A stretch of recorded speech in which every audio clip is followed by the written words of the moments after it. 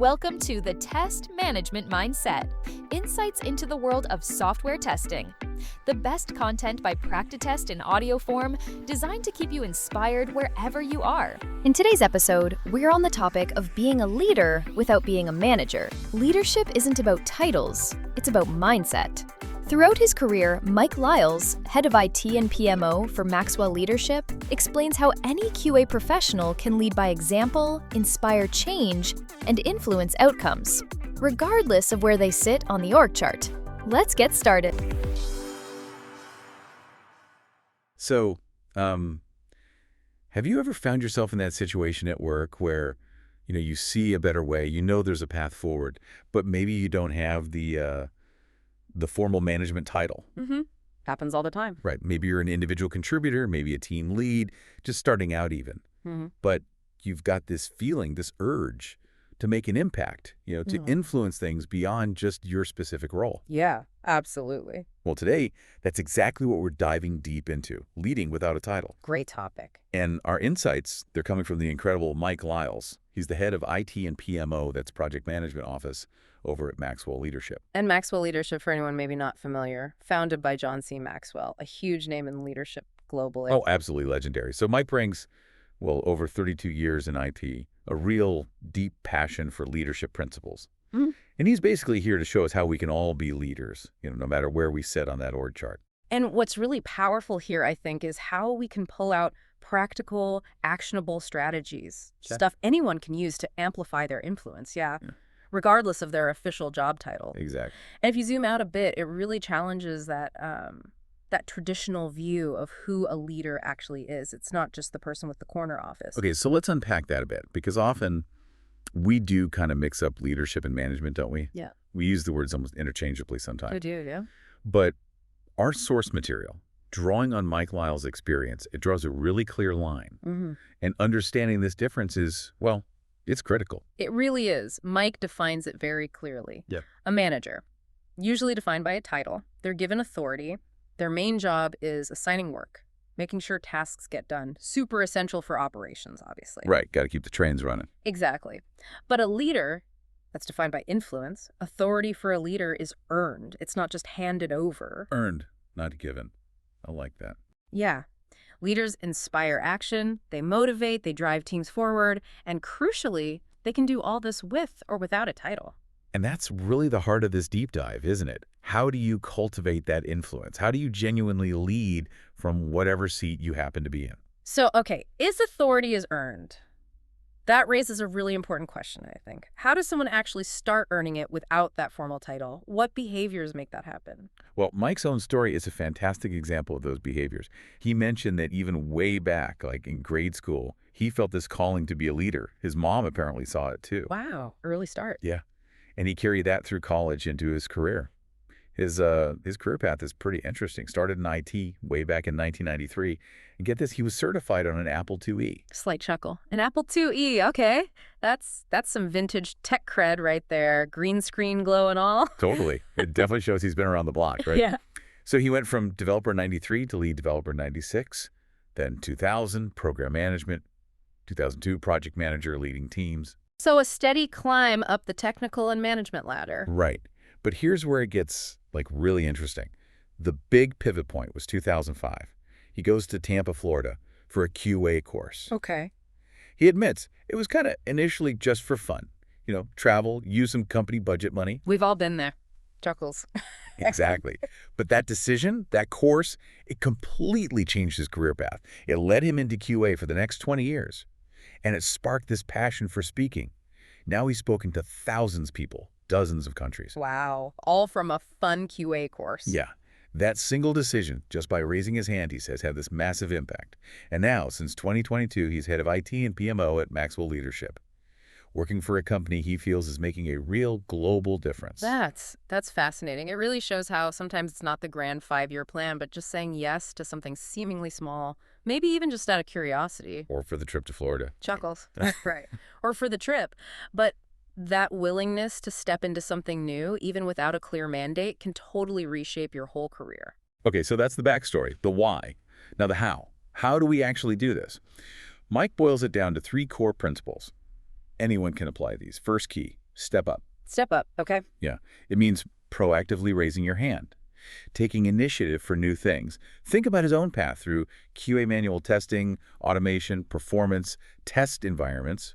He learned how it all fit together because he volunteered for those different areas. So not waiting to be asked, but actively seeking out opportunities to learn and contribute more. Exactly. And he stresses you don't have to leave your current role, like his QA example. You can step up right where you are. Find things within your field. Makes sense. Second key, step out. This one's about expanding your circle of influence. Okay, circle of influence versus circle of concern. I think Stephen Covey talked about this too. Yeah, similar concept. Mike talks about how we all have this huge circle of concern, right? All the stuff we worry about, especially online these days. But our circle of control, the things we can directly change, is often way smaller. Right. Feels smaller some days than others. Totally. But John Maxwell, Mike's mentor, famously says, leadership is influence. Nothing more, nothing less. Yeah. So by focusing on growing your influence, that inner circle, the green one Mike describes, it gets bigger.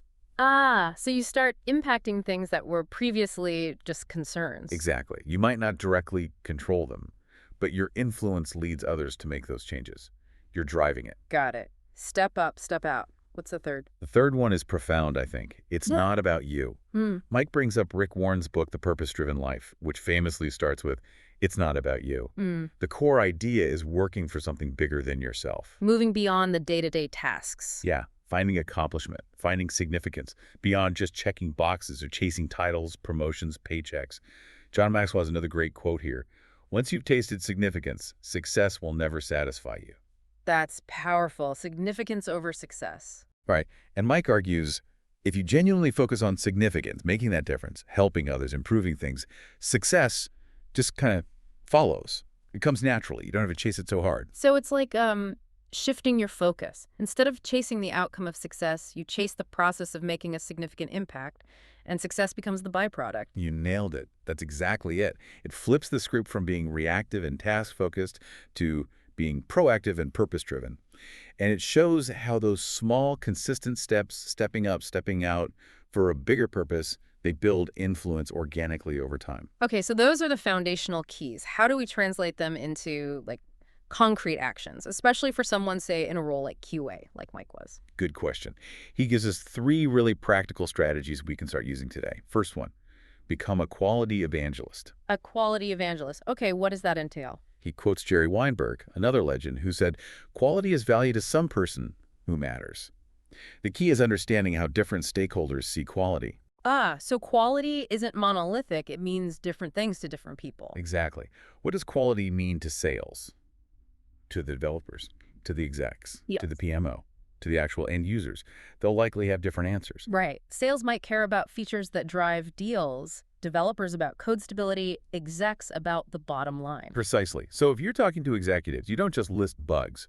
You frame quality in their terms.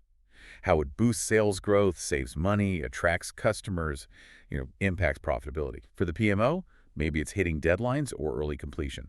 So it's about speaking their language, translating your work's value into terms they understand and care about. That's how you influence them. You got it. That's being a quality evangelist. Second strategy, be a problem solver. Okay, seems obvious, but what's the nuance here? The nuance is going beyond just finding problems. It's being part of the solution. Mike points out this common trap, especially for testers, maybe. They find the issues, report them, but then kind of wash their hands of it. You hear things like, hey, I didn't break it. Tuggles. Yeah, I've heard that one. Pointing fingers isn't solving anything. Right. So he encourages folks, when you identify a problem, don't just drop it on someone's lap. Suggest solutions, not just one, maybe 2 or 3 possible ways forward. Taking ownership beyond just identification. Exactly. He mentioned his book titled, The Drive-Thru is Not Always Faster, as sort of an analogy, look for better ways, not just the easiest or most obvious path. When you do that, you become a real player, someone people want on their team, someone they listen to. Makes you indispensable in a different way. Not just finding fault, but enabling progress. Okay, what's the third strategy? The third one is fun. Become a master of the house. Master of the house, like Westman. Chuckles, exactly. He humorously references the song. But the idea is about becoming the absolute expert in your domain. True mastery. Ah, the 10,000-hour rule territory. Malcolm Gladwell. Yep, he brings that up. Gladwell's 10,000 hours, which Mike calculates is roughly 5.5 years of dedicated effort. His challenge is basically Don't get to the end of your career having never really mastered anything. Oof, that's a wake-up call. It is. He encourages continuous learning. Aim to master different things maybe every 5 years or so. Keep growing your expertise. And the connection to influences. The connection is that being genuinely excellent at what you do, that mastery naturally leads to more influence. People respect and listen to experts. It's not just about getting assigned more work. It's about your voice carrying more weight. That's a really interesting point. Competence itself becomes a source of earned authority. It makes you wonder, right? How do these specific actions, evangelizing quality, solving problems, mastering your craft, create that ripple effect? How do they build trust and credibility way beyond your official job description?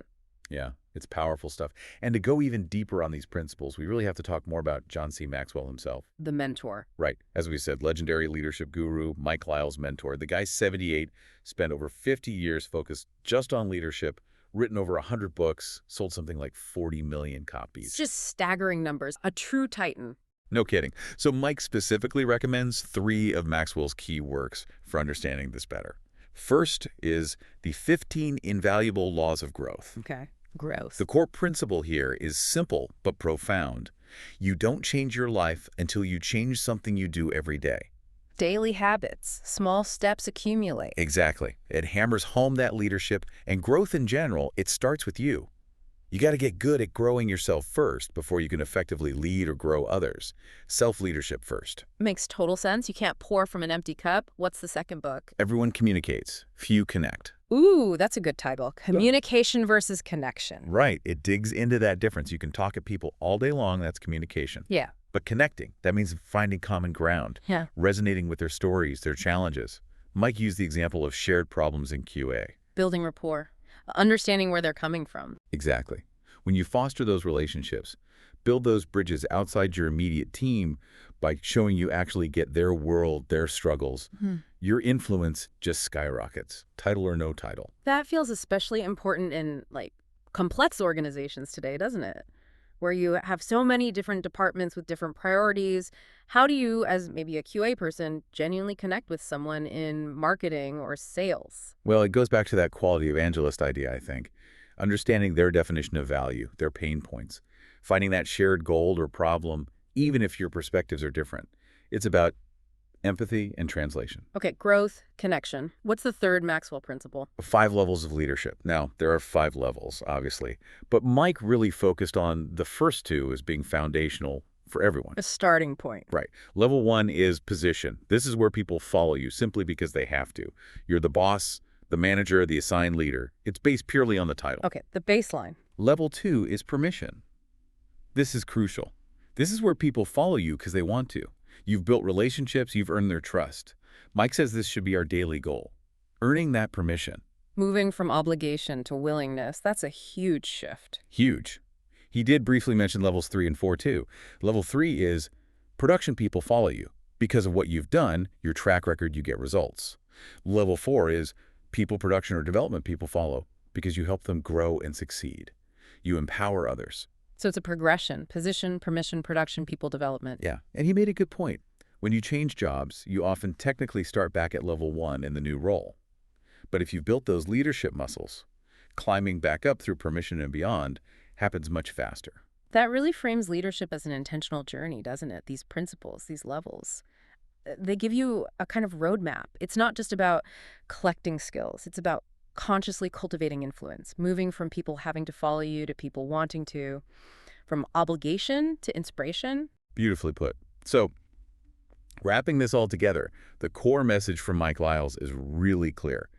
You absolutely do not need a title to make a significant difference. You can lead from anywhere. And while management roles are important, critical for operations, these leadership skills, influence, connection, growth, they're foundational for everyone, whether you ever want to manage your title or not. Absolutely. And Mike actually left us with some homework, a call to action. Oh, yeah. Let's hear it. It's a 3-parter. First, reflect and actually write down how you lead today. What are you already doing, maybe without realizing it, to influence others?